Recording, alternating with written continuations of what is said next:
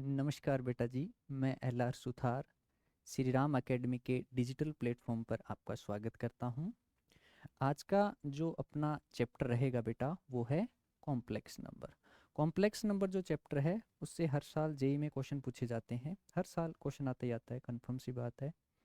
साथ में ये आपके 11th का भी एक चैप्टर है। ठीक है, तो कॉम्प्लेक्स नंबर को आइए मिलके करते हैं डिस्कस। तो जैसे किसी भी कॉम्प्लेक्स नंबर को जर्नली अपने जेड या सी इन दोनों में से किसी एक सिंबल को आप यूज कर सकते हो, रिप्रेजेंट किया जाता है। ये जो चीज होती है वो इसको लिखा जाता है बेटा ए प्लस आयोटा बी। इसको स्टैंडर्ड फॉर्मेट में रिप्रेजेंट करने, यानी कोई भी कॉम्प्लेक्स नंबर होगा उसको हमेशा Z equal to A plus iota B के फॉर्मेट में लिखा जाता है। ठीक है, तो इसके अंदर जो है बेटा ये ए, इसको अपने बोलते हैं रियल पार्ट, इसको आप बोलोगे रियल पार्ट। और इस बी को अपने बोलते हैं बेटा इमेजिनरी पार्ट, इमेजिनरी पार्ट। और वैसे जनरली ये जो ए और बी दोनों जो होंगे वो बिलोंग किससे करेंगे बेटा, रियल नंबर से।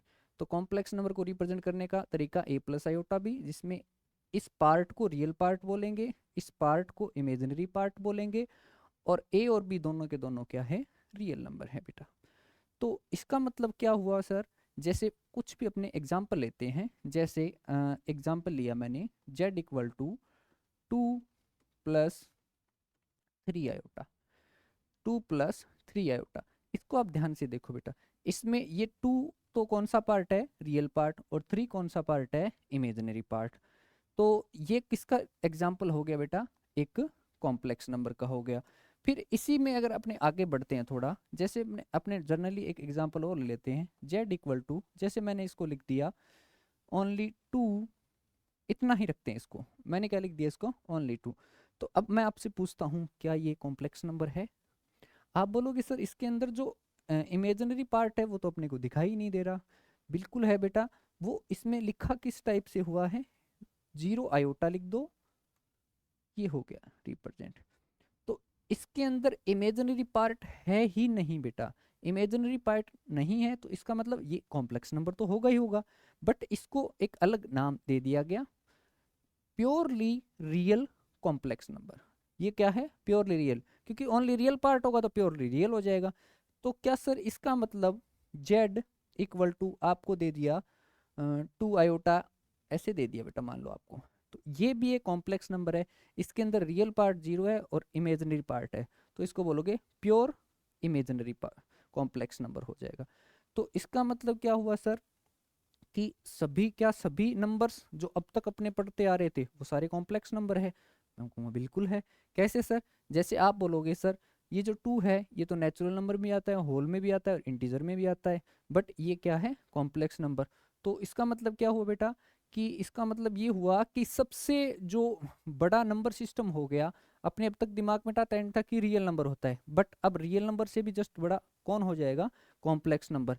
इसका मतलब सारे के सारे रियल नंबर कॉम्प्लेक्स नंबर होते हैं, सारे के सारे रियल नंबर कौन से होंगे, कॉम्प्लेक्स नंबर होंगे। तो इसका मतलब इसको लिखने का तरीका क्या हो जाएगा बेटा, जो रियल नंबर है वो सबसेट है किसका, कॉम्प्लेक्स नंबर का। और रियल नंबर खुद किसका, रियल नंबर का सबसेट कौन सा होता है बेटा, रैशनल नंबर। और रैशनल नंबर का कौन होगा, इंटीजर। और इंटीजर का कौन होगा बेटा, होल नंबर। और होल नंबर का कौन होगा, नेचुरल नंबर। तो ये देखो ये एक इसके अंदर क्या बन जाएगा, एक रिलेशन बन जाएगा। तो अभी अपन ने क्या बात की, कॉम्प्लेक्स नंबर को ए प्लस आयोटा बी से रिप्रेजेंट करते हैं, ये इसका रियल पार्ट होता है और ये इसका क्या होता है, इमेजिनरी पार्ट। और ए और बी दोनों के दोनों क्या होते हैं बेटा, यहाँ पर रियल नंबर होते हैं। तो अब थोड़ा सा अगर अपने आगे बढ़े बेटा, आगे अगर अपने बढ़ते हैं तो एक एग्जाम्पल लेते हैं अपने, जैसे x² + 4x + 4 = 0।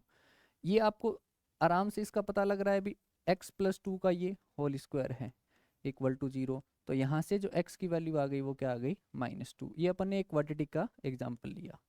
फिर अपने एक और एग्जाम्पल ले लेते हैं, जैसे अपने एक एग्जाम्पल लिया x² + x + 1 इक्वल टू 0।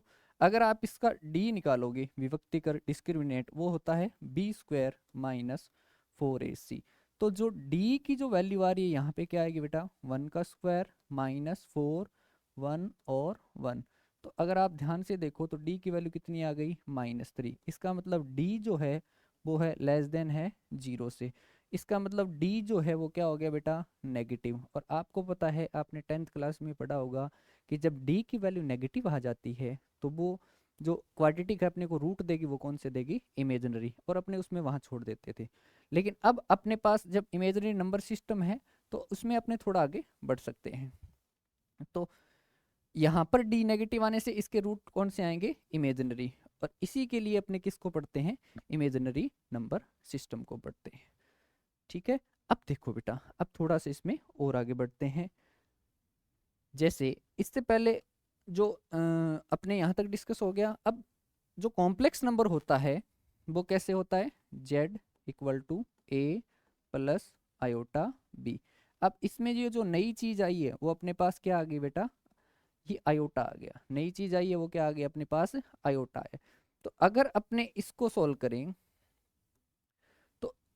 तो कॉम्प्लेक्स नंबर पढ़ने से पहले अपने किसके बारे में बात करेंगे बेटा, कॉम्प्लेक्स नंबर पढ़ने से पहले अपने किसके बारे में बात करेंगे, आयोटा के बारे में बात करेंगे। आयोटा किसको रिप्रेजेंट करता है, इमेजिनरी नंबर सिस्टम को रिप्रेजेंट करता है। और इमेजिनरी नंबर सिस्टम को एक अलग टाइप का नंबर सिस्टम बना दिया गया। जैसे इसकी वैल्यू जो होती है, आयोटा होता है, वो आयोटा किससे रिप्रेजेंट होता है, आयोटा का मतलब अंडर रूट के अंदर -1।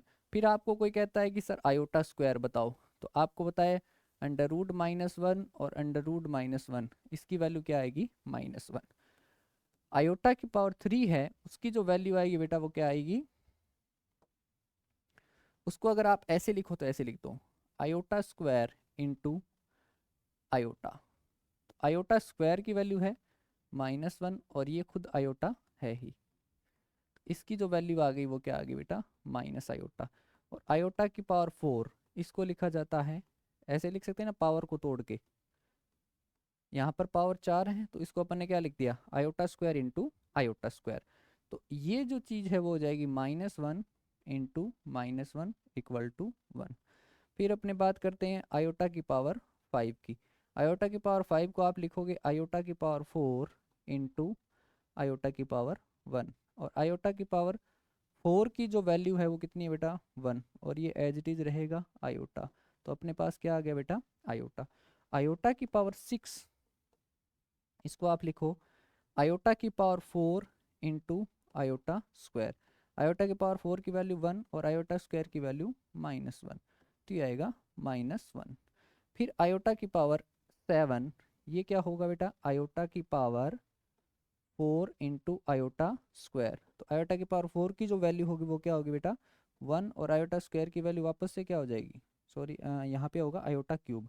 आयोटा क्यूब की वैल्यू क्या हो जाएगी, माइनस आयोटा। देखो आयोटा क्यूब, तो ओवरऑल अपने पास क्या आएगा, माइनस आयोटा। फिर आयोटा की पावर 8, ये होगा आयोटा की पावर 4 इंटू आयोटा की पावर 4। तो ये हो जाएगा 1 इंटू 1 इक्वल टू क्या आ गया, 1। तो अगर आप ध्यान से देखो, सबसे पहले आया आयोटा, उसके बाद आ रहा है -1, फिर आया माइनस आयोटा, वापस से क्या आ गया, 1, फिर वापस आयोटा -1 माइनस आयोटा और 1। थोड़ा आपने और डिस्कस कर लेते हैं थोड़ा। जैसे आयोटा की पावर 9, ये होगा आयोटा की पावर 4, आयोटा की पावर 4 और आयोटा, तो ये होगा 1 टू 1 इंटू आयोटा। तो रिजल्ट क्या आ गया अपने पास, आयोटा। और आयोटा की पावर जो 10 है उसको आप लिखोगे आयोटा की पावर 4, आयोटा की पावर 4 आयोटा स्क्वायर, तो 1 इंटू 1 इंटू -1, तो रिजल्ट क्या आ गया, -1। आयोटा की पावर 11, आयोटा की पावर 4, 4 एंड 3, ये होगा 1 1 और माइनस आयोटा, तो रिजल्ट आएगा माइनस आयोटा। और आयोटा की पावर 12, आयोटा की पावर 4, आयोटा की पावर 4, आयोटा की power 4, 1 into 1 into 1 equal to अपने के पास क्या आ जाएगा, 1। तो अब देखो बेटा, अगर अपने थोड़ा सा इस पे गौर करें इस चीज़ पे, यहाँ से यहाँ तक सिमिलर, यहाँ से यहाँ तक सिमिलर, और यहाँ से यहाँ तक सिमिलर। तो अपने को इतना समझ आ गया कि इमेजिनरी नंबर सिस्टम के अंदर अपने को सिर्फ 4 रिजल्ट ही ध्यान रखने हैं। आयोटा की जो वैल्यू होगी वो होगी रूट के अंदर -1, आयोटा स्क्वायर की वैल्यू -1, आयोटा क्यूब की वैल्यू माइनस आयोटा, और आयोटा की पावर 4 की वैल्यू 1। फिर इसके बाद आप ध्यान दो, यही चीज़ रिपीट हो रही है, आयोटा -1 माइनस आयोटा और 1। यहाँ पर भी क्या हो रहा है, आयोटा -1 माइनस आयोटा और 1। तो इससे ये कंक्लूजन निकल गया अपने पास कि जब भी आयोटा की पावर बहुत बड़ी आ जाती है तो इसमें इतना तो कन्फर्म सी बात है कि 4 के बाद में रिपीट हो रहा है हर बार। तो अपने इसके अंदर इंटरेस्टिंग चीज़ कहाँ है, जहाँ से टर्न हो रही है चीज़ें या दोबारा रिपीट हो रही है, सॉरी, तो दोबारा रिपीट कहाँ हो रहा है, आयोटा की पावर 4 के बाद। तो जब भी पावर बड़ी आएगी तो आप सबसे पहले उसमें क्या करोगे, 4 का डिवाइड मारो। 4 का डिवाइड मारने के बाद में जितनी पावर बचेगी वो रिमाइंडर बचेगा, कितना, या तो बचेगा 1 या 0 या 2 या 3। तो वहां से अपने पास डायरेक्ट रिजल्ट आ जाएगा। कैसे सर, जैसे एग्जाम्पल देखो बेटा,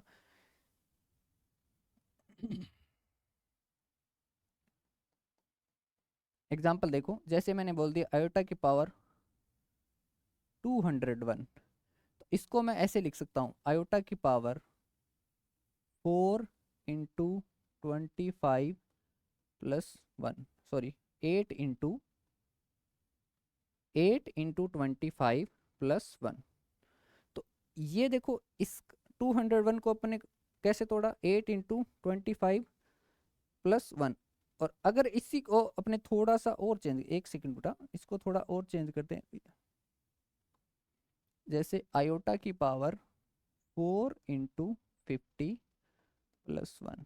सर ये कैसे लिखा आपने, जैसे बेटा जैसे ही आप 201 में 4 का डिवाइड दोगे, यहाँ पर आएगा 50 और रिमाइंडर बचेगा 1। तो अपने इसको ऐसे तोड़ कर, सर आपने ऐसे ही क्यों तोड़ा, क्योंकि बेटा आपको मैंने अभी बताया कि पावर 4 के बाद में आयोटा की वैल्यू रिपीट होने लग जाती है इमेजिनरी नंबर की।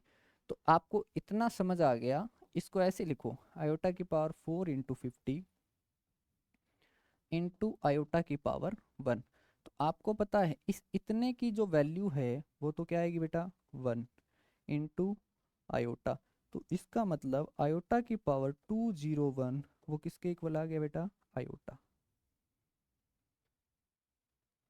तो इसके इससे अपने आइडिया हो गया बेटा कि जब भी आयोटा की पावर अगर अपने बढ़ाएंगे, 4 से बड़ी जब भी आएगी, तो आप 4 कितनी भी बड़ी पावर हो उसमें आप 4 का डिवाइड दो, और 4 का डिवाइड देने के बाद में जितना रिमाइंडर बचता है उसमें से आयोटा, आयोटा की स्क्वायर, आयोटा क्यूब, उनकी वैल्यू रख दो, आपके पास आंसर आ जाएगा। तो ये हो गया इसका खेल। अब थोड़ा सा इसको और ऑब्जर्व करते हैं। तो ऑब्जर्व करने से मेरे को ये मिला, जैसे देखो बेटा इन चारों का सम देखो, 1 और -1 कैंसिल हो गया 0, ये माइनस आयोटा और ये plus iota 0, iota minus iota cancel, -1 और 1 कैंसिल, और यहाँ पर भी यही रिलेशन पकड़ में आ रहा है। तो इसका मतलब क्या हुआ सर, इसका मतलब है कि आयोटा की 4 कंटिन्यूस पावर का सम ऑलवेज क्या होगा, 0। 4 कंटिन्यूस पावर का सम हमेशा ही क्या होगा बेटा, 0। तो अपन ने यहाँ तक देखा। अब आगे देखो, जैसे मैंने क्या लिखा है, सबसे पहले देखो बेटा, आयोटा की पावर 4n, आयोटा की पावर 4n की वैल्यू कितनी आ रही है बेटा, 1।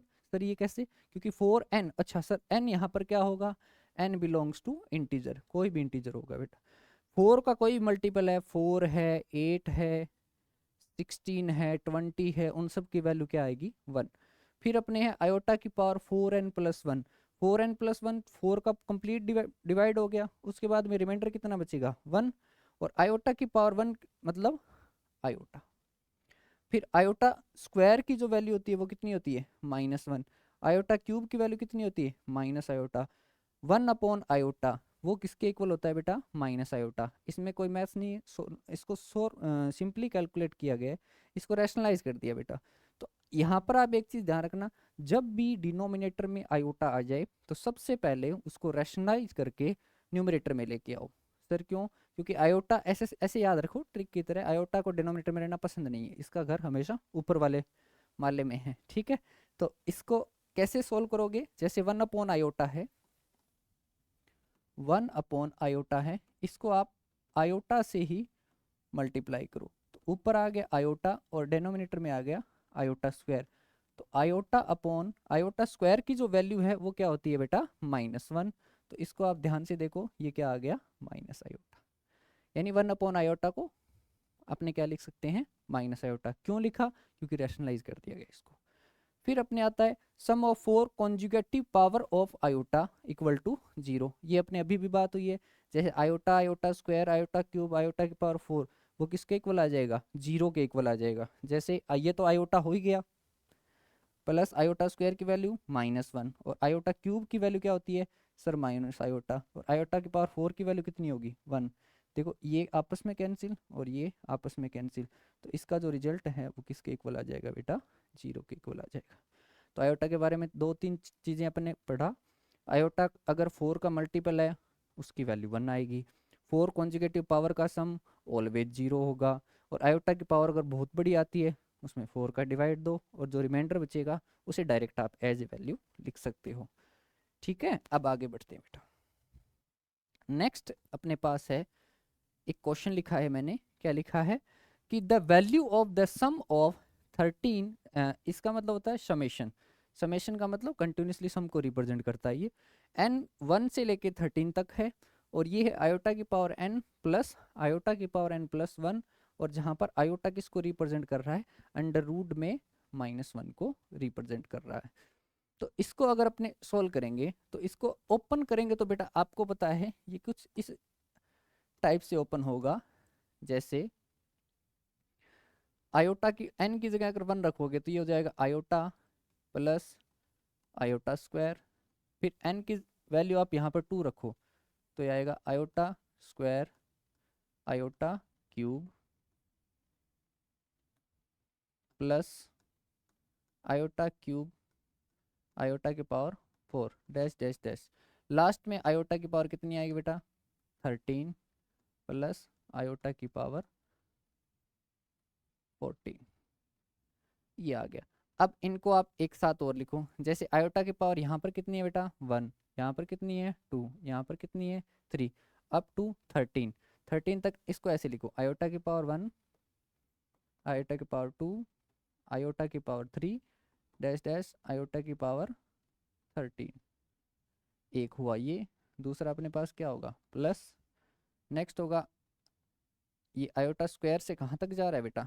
आयोटा स्क्वायर क्यूब, और कहाँ तक जाएगा 14 तक।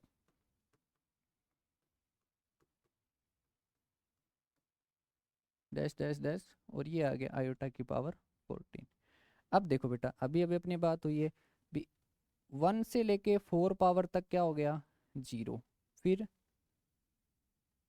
5 टू 8 5 टू 8 कितना हो जाएगा 0, और 9 टू 12 ये भी क्या हो जाएगा 0। तो इस पूरे में अपने पास क्या बचेगा? आयोटा की पावर 13 प्लस, अब इसमें जाओ 2 3 4 और आयोटा की पावर 5, इसका पूरे का सम कितना हो जाएगा? यहाँ पे क्या हो जाएगा बेटा 0।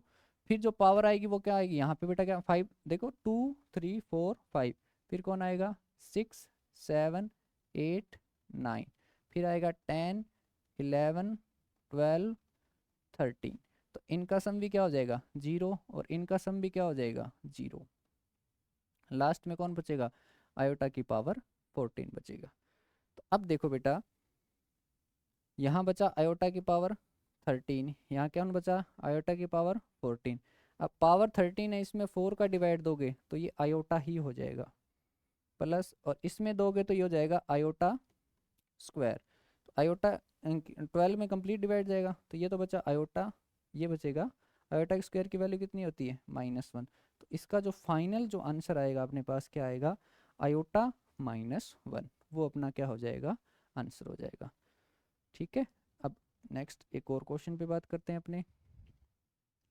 Find the value of iota की पावर 30 प्लस आयोटा की पावर 40 प्लस आयोटा की पावर 60। अब इसमें 4 से बड़ी पावर आ गई, अपन ने अभी भी बात की थी, तो सिंपल उसी तरीके से इसको ट्रीट करो, जैसे आयोटा की पावर 30 प्लस आयोटा की पावर 40 प्लस आयोटा की पावर 60। इसमें तो 4 का कंप्लीट डिवाइड जा रहा है तो ये 1, इसमें भी 4 का कंप्लीट डिवाइड जा रहा है 1, इसमें 4 का डिवाइड दोगे तो ये क्या होगा आयोटा की power 4 into 7 plus 2 iota square plus 1 और प्लस 1। आयोटा स्क्वायर की वैल्यू कितनी होती है बेटा? -1 प्लस 1 और प्लस 1, ये कैंसिल आउट हो गया तो अपना आंसर क्या आएगा? 1। तो इसका जो ऑप्शन होगा वो क्या हो जाएगा? सेकंड वाला क्या हो जाएगा? करेक्ट हो जाएगा। ठीक है, फिर एक और क्वेश्चन पे बात करते हैं अपने। इसके बाद है the value of 1 plus iota, 1 plus iota square और 1 plus iota cube plus 1 into 1 plus iota की पावर 4। वैसे देखने में ये क्वेश्चन थोड़ा सा ऐसे लगेगा कि सर इन सब को वैल्यू रखे हैं प्रोडक्ट, लेकिन आप ध्यान से अगर देखो थोड़ा सा दिमाग लगा के, तो देखो सेकंड जो टर्म है उसमें क्या लिखा हुआ है? उसमें लिखा हुआ है सर 1 प्लस आयोटा स्क्वायर। तो 1 प्लस आयोटा स्क्वायर की वैल्यू कितनी होती है बेटा? -1। 1 प्लस -1 क्या हो गया बेटा? तो 0 इंटू इधर कुछ भी होगा कोई मैटर नहीं करता, और इधर भी कुछ भी होगा कोई मैटर नहीं करता, तो फाइनली अपने पास आंसर जो आएगा वो क्या आएगा बेटा? 0। तो इसका जो ऑप्शन होगा वो क्या हो जाएगा? सेकंड वाला। फिर नेक्स्ट क्वेश्चन अपने पास है बेटा आयोटा की पावर 2, आयोटा की पावर 4, आयोटा की power 6 up to 2n plus 1 term. ये क्या है? Up to 2n plus 1 term. तो इसके अंदर जो नंबर ऑफ टर्म है वो क्या है? ओड है, इवन नहीं है। नंबर ऑफ टर्म, क्योंकि इसने बोला है ना up to 2n plus 1 term. कैसे सर? जैसे आप n की जगह 1 रखो, 2 प्लस 1 कितना आएगा? 3। n की जगह आप 2 रखो तो 5, 3 रखो तो 7, ऐसे चलता जाएगा। तो अगर आप इसको ध्यान से देखो, तो अगर मैं बात करता हूं और इधर देखो बेटा ये सब, तो आयोटा स्क्वायर इसकी वैल्यू होती है सर -1 प्लस आयोटा की पावर 4 की वैल्यू क्या होगी? 1 प्लस आयोटा की पावर 6 की वैल्यू क्या होगी? -1। 8 की क्या होगी? 1। और ये जो सिस्टम है वो चलता जाएगा कहाँ तक? 2n प्लस 1 टर्म तक चलेगा। तो आपको कंफर्म सी बात है, इवन वाली तो कट रही है, फर्स्ट वाली सेकंड से, थर्ड वाली फोर्थ से, ये तो 0 हो रहा है, ये भी क्या हो रहा है? 0। तो लास्ट में आपके पास बचने वाली टर्म कौन सी होगी? एक टर्म बचेगी, कौन सी? जैसे इसमें 2 और 4 कैंसिल, 6 और 8 कैंसिल, तो 10 बचेगा, या अपने पास एक पावर बचेगी। जैसे इसके अंदर मैं लिख देता हूँ, एक एग्जाम्पल से आपको थोड़ा समझा देता हूँ। 0 तो होना ही, जैसे आपने बोला कि सर n इक्वल टू आप 3 रखो, तो इसमें n इक्वल टू 3 रखो तो 7th टर्म आएगी, 7 टर्म आएगी। और n इक्वल टू अगर आप रखते हो क्या? 1, तो कितनी टर्म आएगी बेटा? 3 टर्म्स आएगी। तो n अगर अपने रखते हैं 3, तो 3 टर्म्स के अंदर कौन आएगा? -1 प्लस 1 और -1। तो ये दोनों कैंसिल आउट हो गया, तो अपने पास रिजल्ट क्या बचेगा? -1। चाहे आप कितनी भी टर्म ले लो बेटा, लास्ट में जो बचने वाली टर्म है आपकी वो कौन सी है? ओड वाली, यानी कि एक पावर बचेगा। तो और इसमें हर बार अपने पास बचने वाली टर्म कौन सी होगी? -1। तो इसका जो फाइनल आंसर आएगा वो क्या आ जाएगा बेटा? -1। नेक्स्ट, अब जो आज अपने थोड़ा बहुत पढ़ा है उस पे अगर उसको समअप करना हो आज वाली चीज को, तो उसमें अपने पास 2-3 कंक्लूजन निकलेंगे। सबसे पहले लिखा है ये सबसेट का साइन है बेटा, n सबसेट है होल नंबर का, नेचुरल नंबर सबसेट है होल नंबर का, होल नंबर है इंटीजर का, इंटीजर है रैशनल का, रैशनल है रियल का, और रियल नंबर जो है वो सबसेट है किसका? कॉम्प्लेक्स नंबर का। तो सबसे बड़ा नंबर कौन सा हो जाएगा? नंबर सिस्टम कौन सा होगा? Complex number. कॉम्प्लेक्स नंबर के अंदर सारे के सारे नंबर मर्ज हो जाते हैं।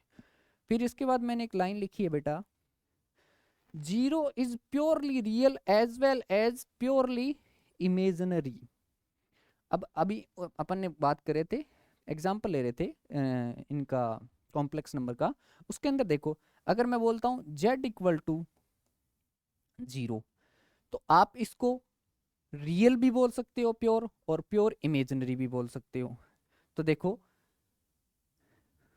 0 is purely real as well as purely imaginary, यानी 0 जो है वो रियल भी है और प्योर इमेजिनरी भी है। इसको आप ऐसे भी लिख सकते हो z इक्वल टू 0 आयोटा या आयोटा 0। तो 0 जो है प्योर रियल और इमेजिनरी दोनों है।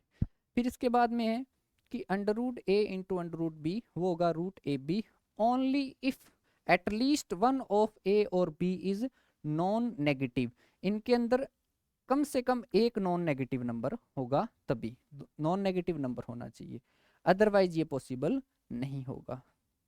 फिर अपन ने लिखा है z1 का स्क्वायर प्लस z2 का स्क्वायर, वो चीज है 0, यानी दो कॉम्प्लेक्स नंबर के स्क्वायर का सम क्या आ रहा है बेटा 0।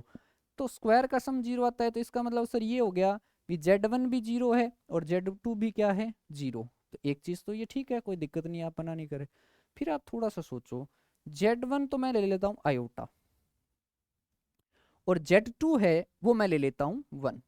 अब z1 का आप स्क्वायर करो यहाँ पे, इस पे अब अगर आप स्क्वायर करोगे तो z1 का स्क्वायर वो हो जाएगा आयोटा स्क्वायर की वैल्यू होती है -1, और इधर z2 का आप स्क्वायर करोगे तो वो आएगा 1, तो -1 + 1 ये क्या आ गया 0। तो इसका मतलब z1 और z2 के स्क्वायर का सम 0 हो रहा है, तो इसका मतलब कहीं भी ऐसा नहीं है कि z1 और z2 दोनों ही 0 है, नॉन जीरो होंगे तो भी उनका स्क्वायर का सम क्या आएगा 0। थर्ड केस भी बन सकता है, z1 को आप ले लो -1 और z2 को आप ले लो आयोटा, और इनका जब आप स्क्वायर करोगे तो स्क्वायर करने के बाद में इनका जो सम आएगा वो क्या आएगा बेटा, वो 0 के इक्वल ही आएगा। तो नेक्स्ट अब अपने आज जो पढ़ा है उस पर बात कर लें। आज अपन ने क्या पढ़ा बेटा, कॉम्प्लेक्स नंबर को रिप्रेजेंट करने का तरीका z = a + आयोटा b। यहाँ पर a और b दोनों क्या हैं रियल, ये रियल पार्ट है और ये कौन सा पार्ट है इमेजिनरी पार्ट। और कॉम्प्लेक्स नंबर को पढ़ने के साथ साथ अपन ने नया नंबर सिस्टम कौन सा देखा, इमेजिनरी नंबर। इमेजिनरी नंबर को रिप्रेजेंट किया जाता है, पढ़ा जाता है आयोटा और रिप्रेजेंट किया जाता है आई से। अच्छा आयोटा की जो वैल्यू होती है वो कितनी होगी बेटा, √-1। आयोटा स्क्वायर की वैल्यू कितनी होगी -1। आयोटा क्यूब की वैल्यू कितनी होगी माइनस आयोटा। आयोटा की पावर 4 की वैल्यू कितनी होगी बेटा 1। ये पढ़ा सर, इससे आगे पावर जाएगी तो फिर अपने 4 का डिवाइड देंगे, जो रिमाइंडर बचेगा उसकी डायरेक्ट अपने वैल्यू लिखेंगे। फिर इसके बाद में अपन ने पढ़ा, इसको ध्यान से देखा तो क्या था कि इन चारों का सम क्या आ रहा था 0 आ रहा था। तो वहां से एक नया कंक्लूजन अपन ने ये निकाला कि कॉम्प्लेक्स नंबर के अंदर 4 कंटिन्यूस पावर का सम ऑलवेज क्या होता है बेटा 0 होता है। फिर अगर आयोटा की पावर कोई भी 4n का मल्टीपल है तो इसकी वैल्यू क्या आएगी बेटा 1 आएगी। तो आज के लिए इतना काफ़ी है बेटा, पहली क्लास है, थोड़ा ही करेंगे, नेक्स्ट अपने इसी को कंटिन्यू करेंगे। आइए फर्स्ट लेक्चर है कॉम्प्लेक्स नंबर का, इसके बाद अपने इससे रिलेटेड क्वेश्चन पे बात करेंगे, फिर आगे आगे थ्योरी के अंदर अपने बढ़ेंगे। तो थैंक यू, आई होप आप सबको समझ आया होगा। बाकी अपने नेक्स्ट कंटिन्यू करेंगे नेक्स्ट क्लास के अंदर, तो पढ़ते रहिए और बढ़ते रहिए। Thank you.